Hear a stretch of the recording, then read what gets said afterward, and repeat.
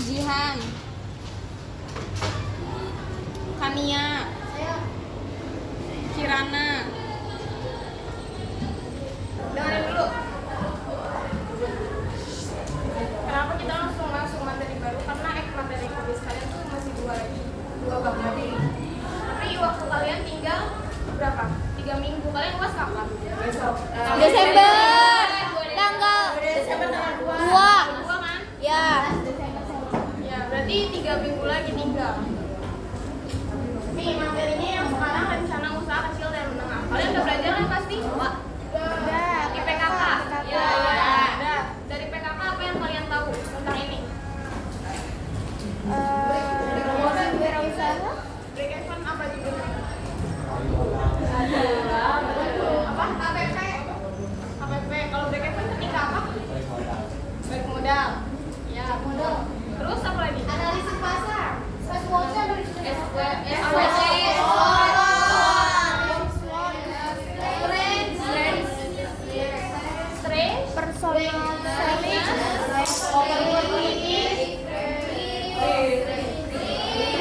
direct marketing. Panas masih sih. SWOT. SWOT. Ya udah. Kalian udah jualan kemarin? PKK? Baru bikin produknya doang. Yang mencari kreatifnya belum mulai. Itu kalian kayak bikin usaha gitu nggak, kayak bikin brand gitu nggak? Ada namanya gitu-gitu? Enggak. Dia cuma bikin karya doang. Iya, produknya doang. Produknya doang. Iya. Ya udah. Sekarang kita mulai dari ini rencana usaha gimana?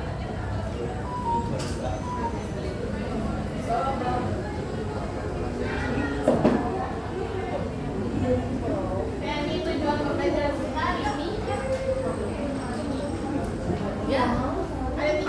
Yang pertama Menjelaskan menjelaskan rencana usaha kecil dan menengah. Yang kedua menentukan tahapan pembuatan rencana usaha sama membuat rencana usaha.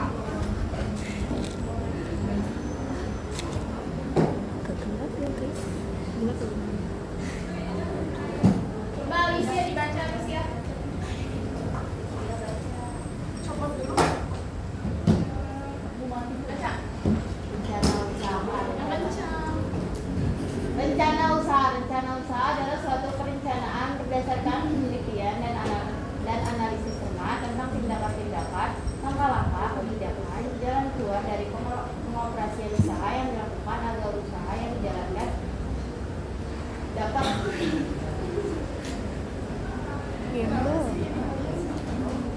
dapat mencapai hasil-hasil yang ditargetkan. Tujuannya untuk mencegah kerugian pada masa mendatang. Nah, kemarin pas yang di tugas PKK kalian ada menyusun rencananya dulu nggak? Iya. Isinya apa aja? Tentukan harganya dulu. Nilai jual. Harga jual. Analisis pasar. Analisis pasar terus Harga target pasar. ya, target pasar. Harga jual. Tempatnya, tempat jualnya. Oh, medianya. Terus apa lagi? Udah. Bahan baku ya udah. Berarti kalian kurang lebih udah tahu lah ya cara membuat rencana usaha. Tadi tahapannya tadi yang pertama kalau dijelasin secara teknis, yang pertama kalian cari idenya dulu kan pasti. Ya. Terus yang kedua kalian membuat penelitian rencana, kalian tentukan dulu rencananya, nanti kalian research dulu lah hitungannya. Kalian cari data dari penjual-penjual yang kira-kira akan menjadi pesaing kalian, terus kalian research harganya kira-kira di pasaran itu berapa, kayak gitu kan. Kalian cari dulu nggak kemarin? Ya. Terus yang ketiga tahap evaluasi rencana usaha. Habis kalian research, kalian cari data-datanya, terus kalian evaluasi nanti rencana usaha kalian mau kayak gimana berdasarkan data yang udah kalian dapat, gitu kan? Iya nggak? Ya. Ya udah ya. Terus Oh. yang keempat, tahap pengurutan rencana yang wajar. Terus kalian mulai mengurutkan nih, nanti pas kalian bikin usaha, kalian apa dulu. Tadi udah dapat idenya, terus kalian mulai cari modalnya dari mana. Terus habis itu kalau udah dapat modal, kalian cari bahan-bahannya. Terus kalau misalnya kalian perlu tenaga kerja, kalian cari orang. Habis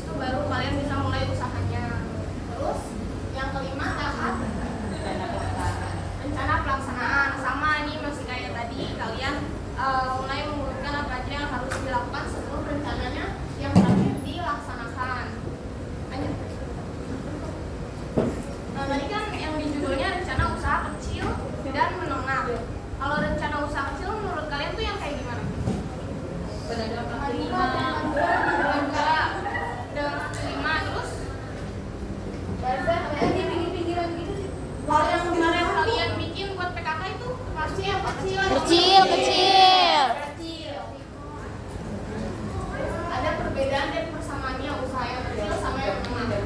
Persamaannya mereka sama-sama dibuat untuk mencari apa? Laba atau keuntungan. Terus sama-sama menerapkan sistem ekonomi dan mendapatkan banyak uang. Terus perbedaannya, kalau yang rencana usaha kecil ya dia modalnya lebih kecil. Biasanya masih di bawah 50 juta lah atau 10 juta. Terus kalau yang usaha menengah itu modalnya lebih besar. Biasanya antara 50 sampai sekitar ratusan. Tapi belum nyampe di atas ya miliar, belum nyampe di atas 500 juta atau 200 juta. Terus rencana usaha kecil,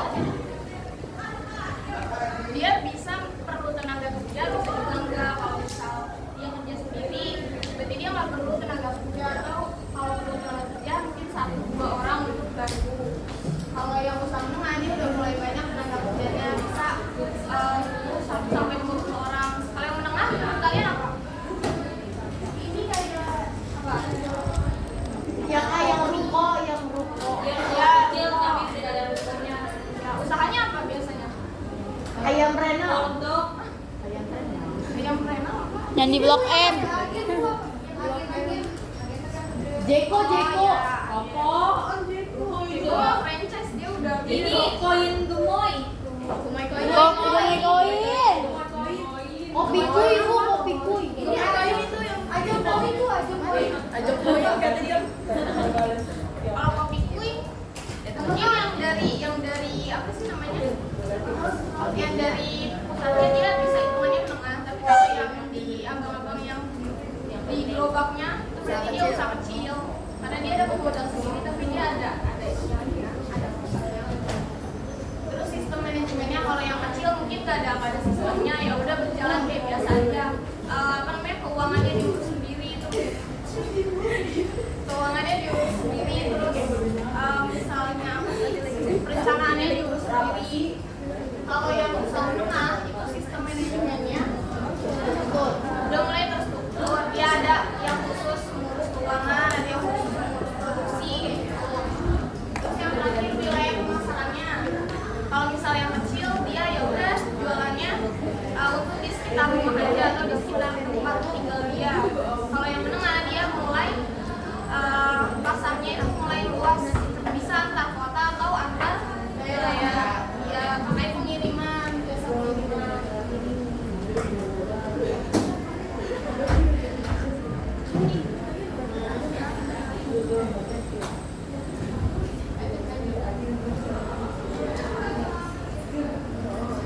Nah dari situ muncul yang namanya kewirausahaan atau Entrepreneurship.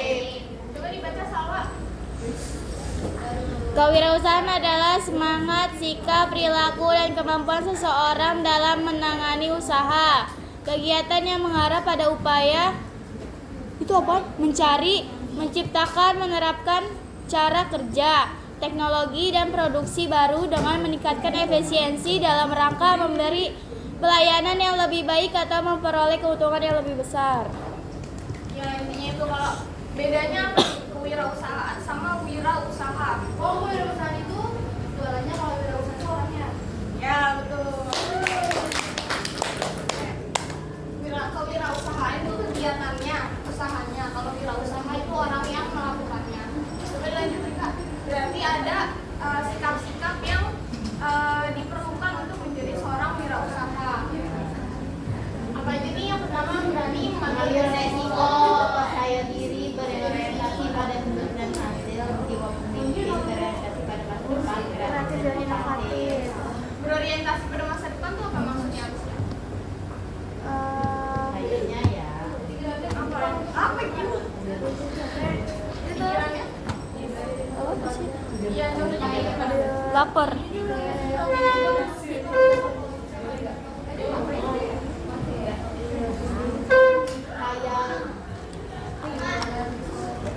Apa? Tadi ada dong. Satu jalur. Oh. Ya. Apanya dalam konteks apanya? Konteks berjualan. Apa yang membayangkan atau apa memikirkan rencana buat depannya? Ya, betul. Contohnya apa? Diterapkannya pada apa? Kayak ini nggak ada yang diskon. Mbak, apa lagi? Ya, misalkan ingin mengadakan kayak misalkan ngadain event atau produk baru, nah, pasti kan sebelumnya pasti dipikirin dulu kayak gitu kan kekurangan dari apa dulu. Ya, oke. Terus mungkin contoh yang paling gampangnya nih, pas kalian mau bikin usaha kan kalian berarti bikin produk nih. Ya. Produk atau jasa lah. Kalian pasti pikirin produk atau jasa itu produk atau jasa yang kalian beli itu harus yang beberapa tahun ke depan, minimal 10 tahun ke depan tuh masih relevan gitu. Masih banyak peminatnya, masih banyak yang membutuhkan gitu. Nah, itu contohnya berorientasi pada masa depan. Kalau berorientasi pada tugas dan hasil apa? Tugas dan hasil. Berorientasi pada tugas dan hasil berarti dia memikirkan hasilnya, hasil produk atau jasa yang dia buat itu harus yang membuat dia puas gitu, yang benar-benar hasilnya tuh maksimal. Nah, iya Bu itu. Terus kreatif dan inovatif, jiwa pemimpin, apalagi kalau misal dia usahanya usaha yang menengah, yang perlu tenaga kerja lain, perlu bantuan orang lain, berarti harus juga pemimpin. Atau apa namanya jiwa pemimpin? Apa? Leadership. Itu kalian harus punya itu sikap itu kalau kita. Bahasa Inggrisnya Coba next. Udah ya, udah terima kasih. dikasih. Banyak, terima kasih. Kalau si publik itu Kan ada pasar yang itu. Nora kampung. pasar aku namanya. Kampung.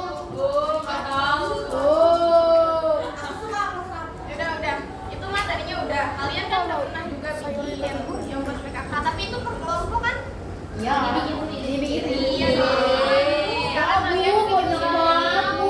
Enggak kayak gitu. Enggak, Bu. Aku jelasin dulu. Coba. Ya udah aku dengerin.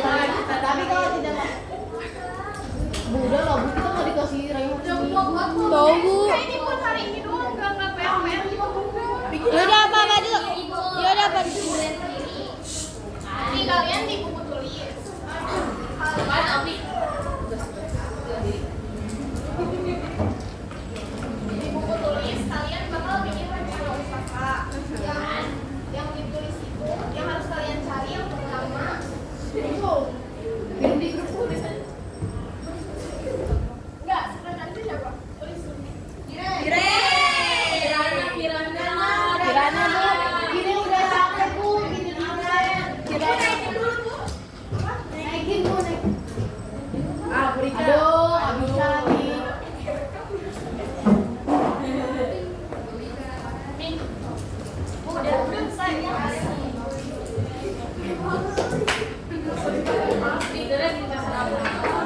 Awal kau lagi sih? Ada sih, hai. 14. Nanti aja. Udah cabut aja, cabut. Dan kudaki pegunung. Backsoundnya. Lapar. Hasilnya hari ini, Bu. Hasilnya hari ini. Ya. Kalian bikin rencana usaha yang bisa kalian kerjakan sendiri gitu. Syaratnya harus inovatif, harus kreatif, harus unik, tapi harus realistis. Oke? Barangnya. Jangan ah. Enggak, bikin rencananya aja yang menurut kalian menarik gitu loh. Inovasi kalian. Yang unik-unik. Coba pakai grup. Coba pakai grup. Minyak wangi. Gak boleh salah, minyak wangi. Sebelah iya kalian boleh cari inspirasi di Google. Tapi namanya dari kalian sendiri. Baju. Fashion baju. Elis guys.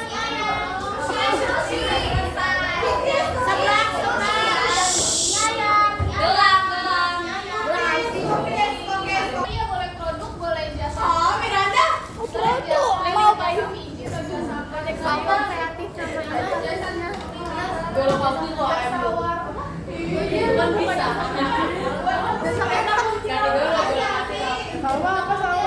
Aku mau baju. Baju ke fashion nggak sih? Iya. Fashion, mau fashion.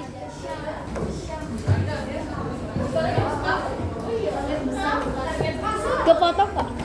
Dipotong nggak? Enggak, langsung kirim. Saya ada bilang lapar. Ibu jasa kretek boleh nggak? Oh. Ibu, Itu kan jasa kretek boleh nggak jasa kretek? Ibu, Kacangin. Bu Sabrina, jasa keretek boleh gak kata Masira? Jasa kayak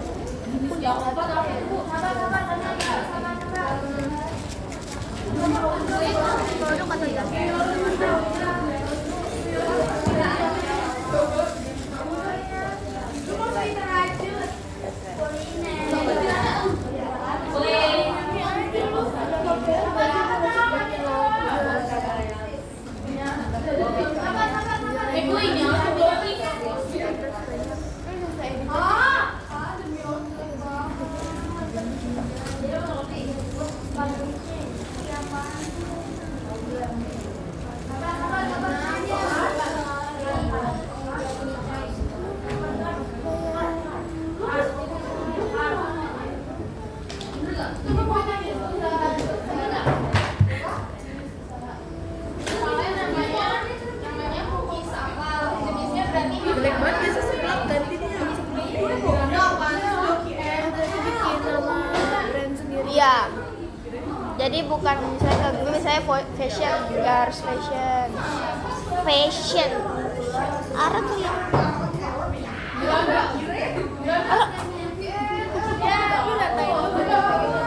Dikasih tanda Gini dulu. Arah gini. Jangan.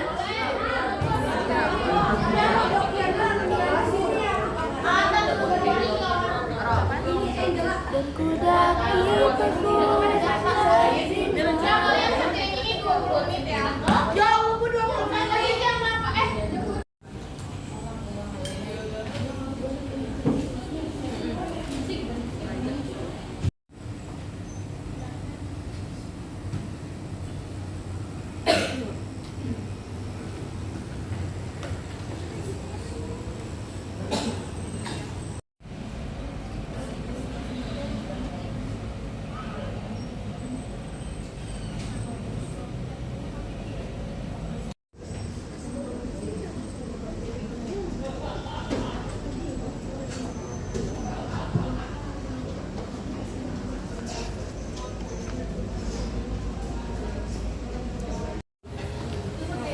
Jadi rencana usaha sederhana saya itu biar nabati itu kayak yang di TikTok gitu.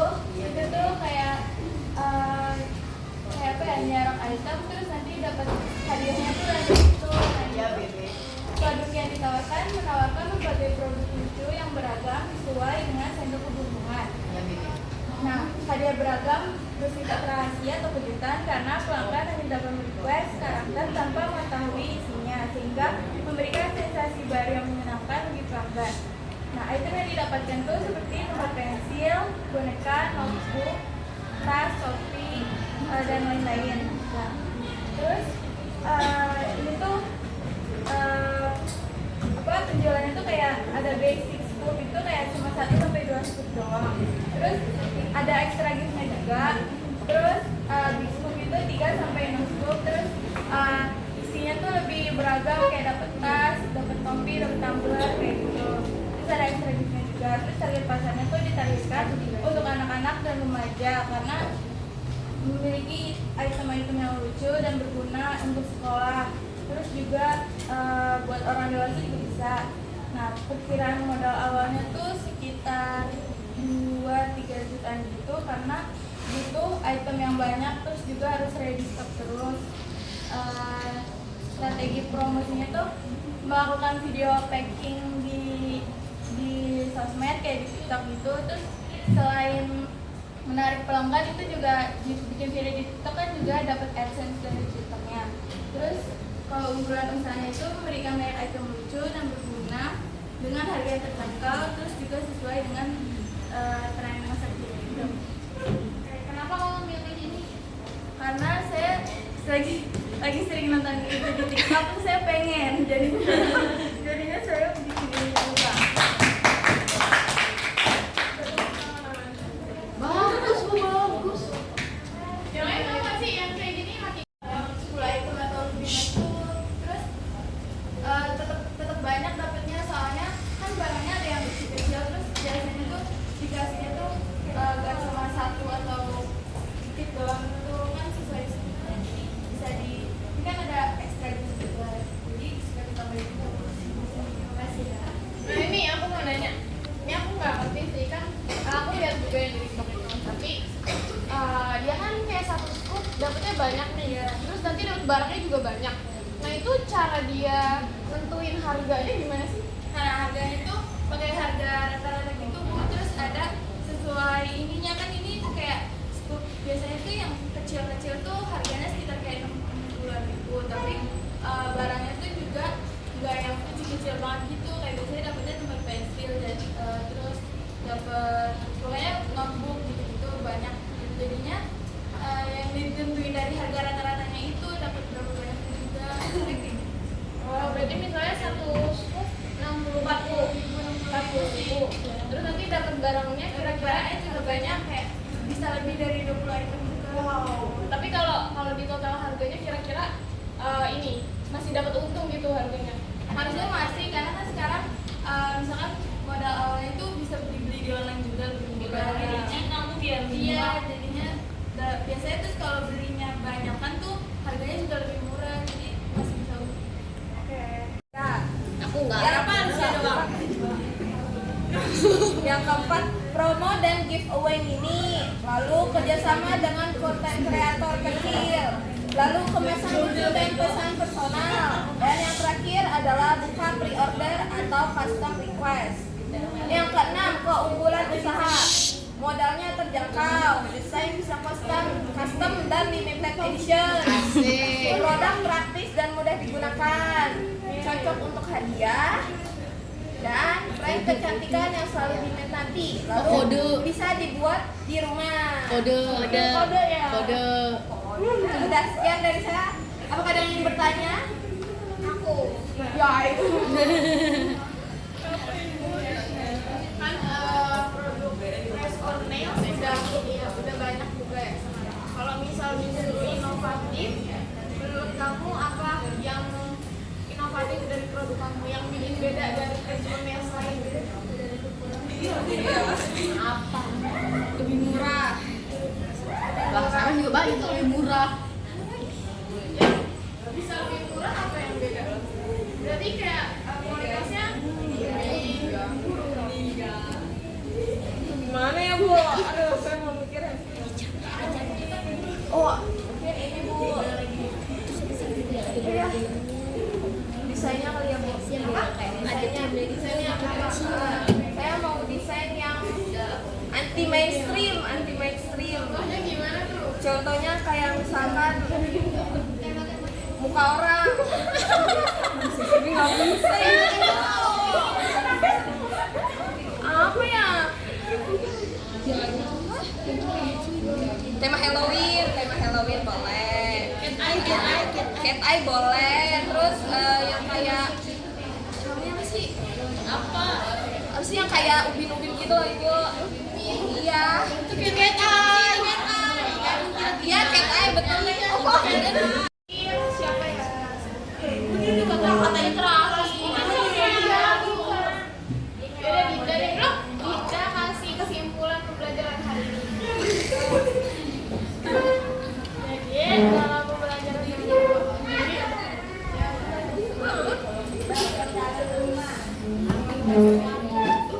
jadi kesimpulannya dalam rencana ini tuh kita bisa apa? Beneran nggak sih? Jadi kayak bisa ini